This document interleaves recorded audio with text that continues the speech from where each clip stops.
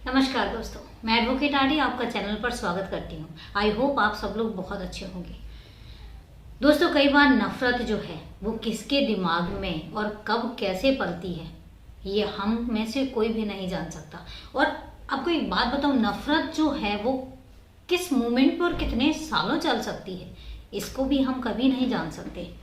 और कई बार तो ऐसे ऐसे लोग भी होते हैं जो अंदर से नफरत पाल के रखते हैं, लेकिन बाहर इतने मीठे होते हैं कि हमें लगता है नहीं, ये तो हमारे लिए बहुत बहुत स्वीट है, और हम इसी बात पर भरोसा करने लग जाते हैं। और अक्सर ये देखा गया है कि जब भी हमें झटका लगता है, जब भी हमें धोखा मिलता है और जब भी हमारे साथ कुछ गलत होता है, तो उसमें 90% जो है वो अपने ही जिम्मेदार होते हैं। कहीं ना कहीं या तो क्लोज रिलेशन में होंगे, या फ्रेंड सर्कल में होंगे, या रिलेशन या हमारे बहुत ही करीबी होंगे। अब इन सब चीज़ों से हमें क्या सीखें और किस पर हम भरोसा ना करें? क्या हम रिश्तेदारों पर भरोसा ना करें? क्या हम अपने पड़ोसियों पर भरोसा ना करें? और क्या हम अपने दोस्तों पर भरोसा ना करें? अब आप बताइए, अगर इन पर ही भरोसा ना करें तो फिर किस पर भरोसा करें? लेकिन हकीकत बात यह है कि हर दिन जिस हिसाब से क्राइम बढ़ रहे हैं, और क्राइम में सबसे ज़्यादा इन्वॉल्वमेंट हमारे अपनों की होती है, कहीं ना कहीं वो अपने जिम्मेदार होते हैं, तो भरोसा भी उठता है। ऐसा लगता है कि शायद भरोसा करना तो चाहिए, लेकिन कहीं ना कहीं एक जो डाउट है वो भी हमेशा लेकर चलना चाहिए कि पता नहीं हमारे साथ कब कौन धोखा कर जाएगा। आज मैं बात ये इसलिए कर रही हूँ क्योंकि आज की जो वारदात है, जब आप इस वारदात को पूरा सुनेंगे तो आपका भी दिल दहल जाएगा कि आखिर लोग कैसे कैसे स्टेप ले जाते हैं अपनी दुश्मनी पूरा करने के लिए, और कैसे कैसे दुश्मनी अपने अंदर पाल के रखते हैं, और वो दुश्मनी भी किस पर निकालते हैं।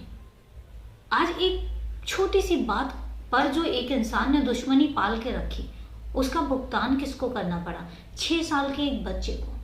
क्या है पूरी वारदात? हम वारदात पे चलते हैं, लेकिन वारदात सुनाओ उससे पहले मैं यही कहना चाहूँगी कि अगर आप चैनल पर नए हैं, अपने इस परिवार में नए हैं, तो चैनल को सब्सक्राइब जरूर करें, साथ में बेल आइकन जरूर प्रेस करें फर्दर नोटिफिकेशन के लिए।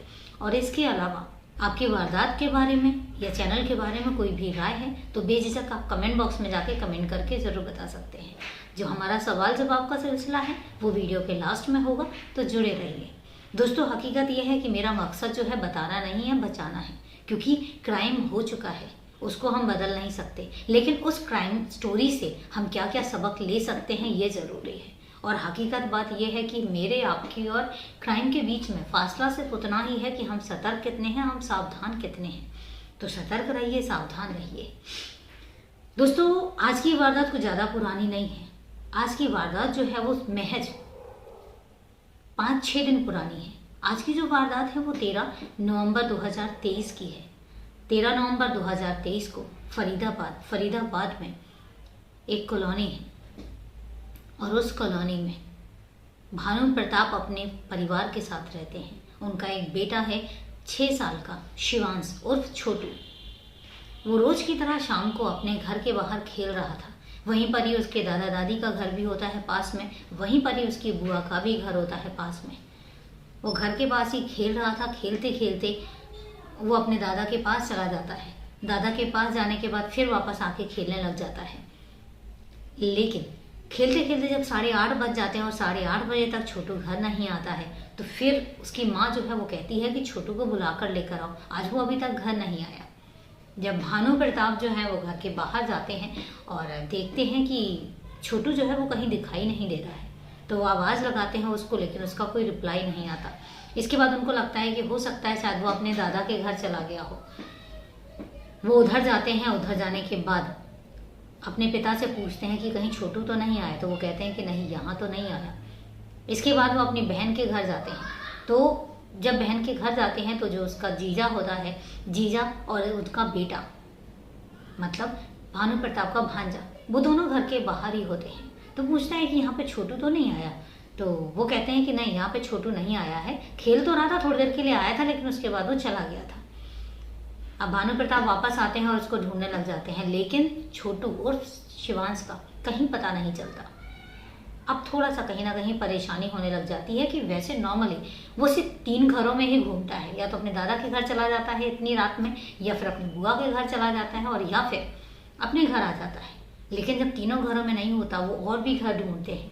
अपने उनके उसके जो दोस्त हैं जिनके साथ वो खेलता होता है उसके घर भी जाते हैं, लेकिन छोटू का कहीं पता नहीं चलता। पूरी रात इसी उधेड़ बुन में निकल जाती है, इसी तरीके से ढूंढने में निकल जाती है। और सिर्फ वो नहीं ढूंढ रहे थे, सिर्फ भानु प्रताप नहीं ढूंढ रहे थे, भानु प्रताप के साथ साथ उसकी बहन, जीजा, उनका भांजा और उसके दादा दादी और आस पड़ोस के जो उनके पहचान वाले हैं, वो सब छोटू को ढूंढ रहे थे, लेकिन छोटू का कहीं पता नहीं चलता। माँ का रो रो कर बुरा हाल था, पिता वैसे भी बेहाल थे।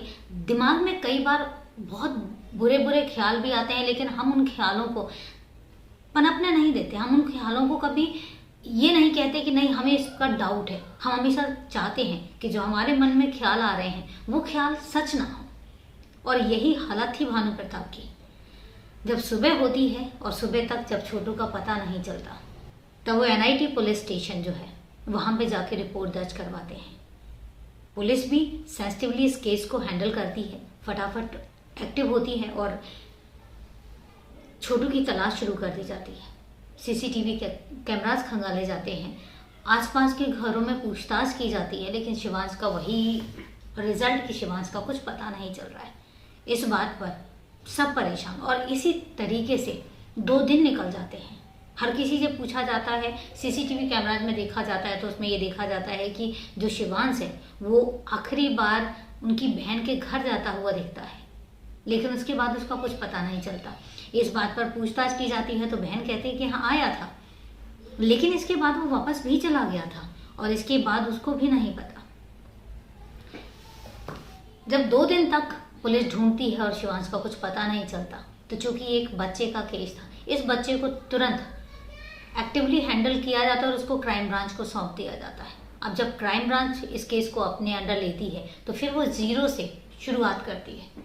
एक एक मूवमेंट को बड़ी बारीकी से देखा जाता है और इसके बाद CCTV कैमरास खंगाले जाते हैं। कम से कम सैकड़ों बार रिवाइंड कर करके वो CCTV कैमरा जो है वो देखे जाते हैं, लेकिन एक ही चीज सामने आती है कि शिवांश को आखिरी बार उनकी बहन के घर जाते हुए देखा।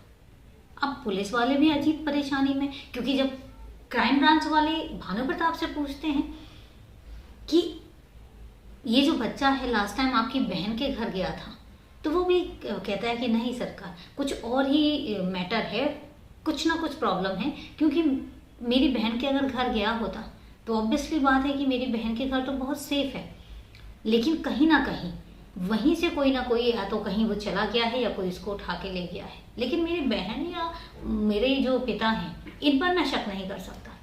भानु प्रताप बार बार वही चीज़ बोल रहे थे कि मैं अपने बहन या जीजा पे, मतलब इन लोगों पे कभी शक नहीं कर सकता, और उसको शक हो भी नहीं रहा था, क्योंकि इन 2 दिनों में जितना परेशान भानु प्रताप थे उतना ही परेशान उसकी बहन भी थी। रो रो कर बुरा हाल था बहन का भी, और उतनी ही परेशान उसका जीजा और उसका भांजा था। लेकिन 2 दिन के बाद कुछ अजीब होता है। जब तीसरे दिन 16 नवंबर को जब क्राइम ब्रांच जो है तहकीकात कर रही थी, उसी टाइम पर एक अजीब सी घटना होती है। जो भानु प्रताप का जीजा है, मतलब कि शिवांश का फूफा, उसको अचानक वो दिल्ली चला जाता है, वहाँ से गायब हो जाता है। दिल्ली जाता है और दिल्ली जाने के बाद वो अपने बेटे को फ़ोन करके कहता है कि मैं इधर दिल्ली आ गया हूँ अपने काम पर, और वहाँ पर क्या क्या हो रहा है।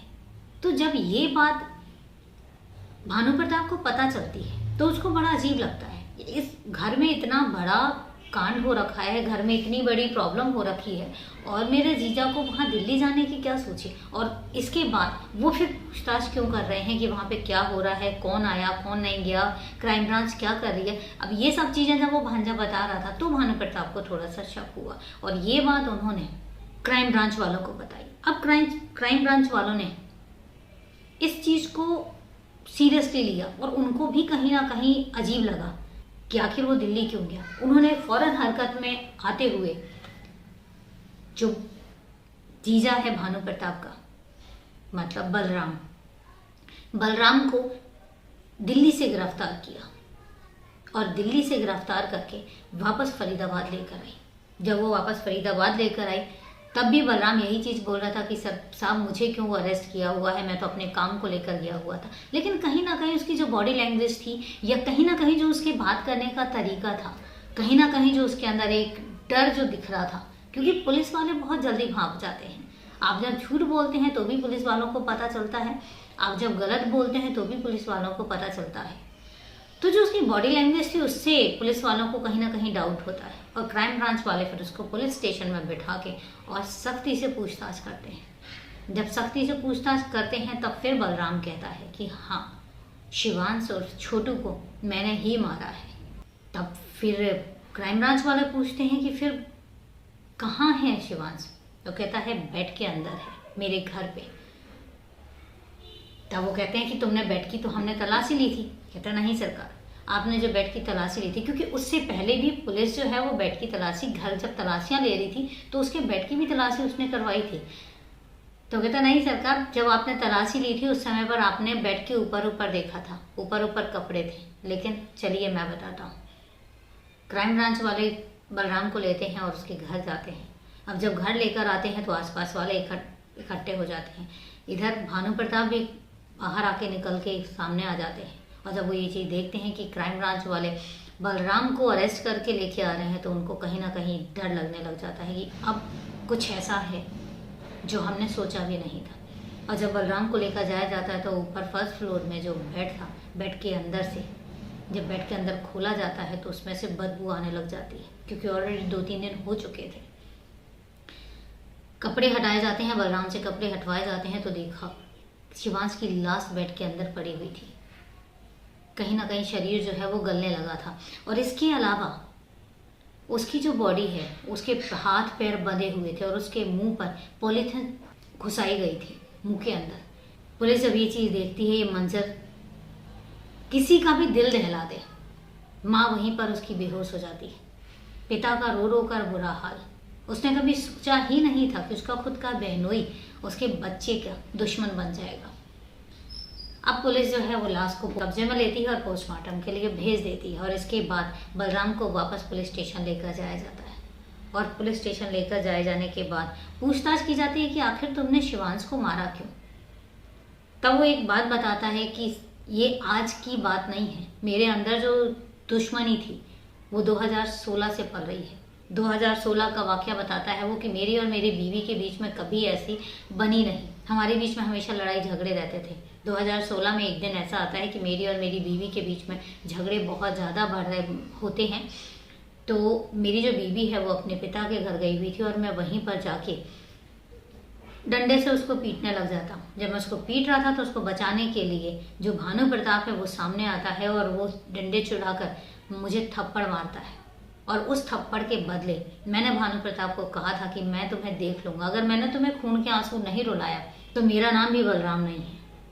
और ये वो बात थी कि मुझे हमेशा चुभती थी और मुझे हमेशा याद दिलाती थी कि मैंने बदला लेना है उस थप्पड़ का। और यही एक कारण था कि मैंने शिवांश को मारा है। अब वो कहते तुमने शिवांश को मारा, तो तुमने शिवांश को मारा कब? तो कहता है सरकार, शिवांश जो है वीडियो में दिखा था, वो शिवांश खेलने घर पे आया था लेकिन उसके बाद वो वापस भी आ गया था। फिर मैंने पीछे के दरवाजे से उसको आवाज़ लगाई और इसके बाद जब वो मेरे पास आया, क्योंकि वो जो एरिया है वो सीसीटीवी कैमराज में आता ही नहीं है, फिर मैंने उसको खेलने के बहाने कि चल हम खेलते हैं और उसको ऊपर लेकर गया। और ऊपर ले जाने के बाद अब यहाँ पर हैवानियत देखिए उसकी कि हैवानियत कितनी सवार थी। ऊपर लेकर जाता है और ऊपर अपने कंधे से ऊपर हाथ ऊपर करके और सर के बल उसको पटक देता है। उसका सर फट जाता है, खून बहने लग जाता है और वहीं पर ही उसको छोड़कर वो नीचे आ जाता है। 10-15 मिनट के बाद जब वापस जाता है उसको लगा कि शायद शिवांश मर गया होगा, लेकिन जब ऊपर जाता है और देखता है कि शिवांश की अभी सांसें चल रही हैं तो उसके बाद वो कपड़े की मदद से उसका गला तब तक दबाता है जब तक कि वो मर नहीं जाता। और उसके बाद फिर उसके हाथ पैर बांध देता है और उसके मुंह पर पॉलीथिन जो है वो ठूस देता है और उसके बाद उसको बेड खोलता है, बेड के अंदर शिवांश की डेड बॉडी डाल देता है और उसके ऊपर फिर जो पुराने कपड़े हैं वो डाल देता है ताकि किसी को पता ना चले। जो खून फैला हुआ था थोड़ा बहुत वो उसको खून को भी साफ करता है। मतलब हैवानियत कम नहीं हुई। और ये हैवान देखिए कि किस लेवल तक दुश्मनी पाल के बैठा हुआ था। जब ये बात भानु प्रताप को पता चलती है तो वो सर पटक के बैठ जाता है। कहता सरकार, मैंने तो अपनी बहन को बचाया था, मुझे क्या पता था कि मेरी बहन को बचाने का जो भुगतान है मुझे इस तरीके से करना पड़ेगा। उसने बताया कि ये जो मेरा जीजा है ये आज से नहीं, ये जब शादी हुई है शादी के बाद से ही ये नशे करता था, गांजा शराब सब कुछ करता था और हम इसको वैसे ही पसंद नहीं करते थे, लेकिन चूंकि हमारा खुद का रिश्तेदार था तो हम इसको नज़रअंदाज भी नहीं कर सकते थे। और यही कारण था कि ये दिल्ली में रहने लग गया था। दिल्ली में एक मकान जो बनाने वाली जो बिल्डर्स होते हैं, बिल्डर्स के वहाँ पर ये काम करता था। अभी थोड़े दिन पहले ही ये यहाँ पर आया था, लेकिन हमें क्या पता था कि हमारे लिए काल बनकर आया। इवन इस मैटर में जो बबीता है, बलराम की पत्नी उर्फ भानु प्रताप की बहन, उसने भी बोला है कि मेरा इस इंसान से कोई लेना देना नहीं है और इसको जितनी कड़ी से कड़ी आप सज़ा दे सकते हैं और इसको तो फांसी की सज़ा भी मिलनी चाहिए। लेकिन हकीकत बात यह है कि अब शिवांश जो है वो आप कभी वापस नहीं आ सकता और एक नफ़रत की बलि शिवांश की देनी पड़ी। तो ये थी पूरी वारदात। अब वारदात में ख़त्म करूं उससे पहले वही अपना सवाल जवाब का सिलसिला। मैंने आपसे कल एक सवाल पूछा था। सवाल बहुत सिंपल सा था, भारत का सबसे बड़ा शहर कौन सा है? और इसका जवाब है मुंबई। मुंबई जो है वो भारत का सबसे बड़ा शहर है जनसंख्या के मामले में। तो ये तो था दोस्तों कल के सवाल का जवाब। अब बात आती है आज के सवाल की। आज का मेरा सवाल है, उड़ीसा भुवनेश्वर में एक मंदिर है लिंगाराजा, बहुत बड़ा मंदिर है और सबसे प्राचीन मंदिरों में से, सबसे प्राचीन इमारतों में से एक ये मंदिर आता है। तो आपने ये बताना है कि इस मंदिर में किसकी पूजा की जाती है, कौन से भगवान की पूजा की जाती है। जवाब कमेंट बॉक्स में कमेंट करके मुझे बताइएगा, मैं आपके जवाब का इंतज़ार करूंगी। तो दोस्तों मिलते हैं फिर मंडे को एक नई वारदात के साथ। तब तक के लिए नमस्कार, जय हिंद।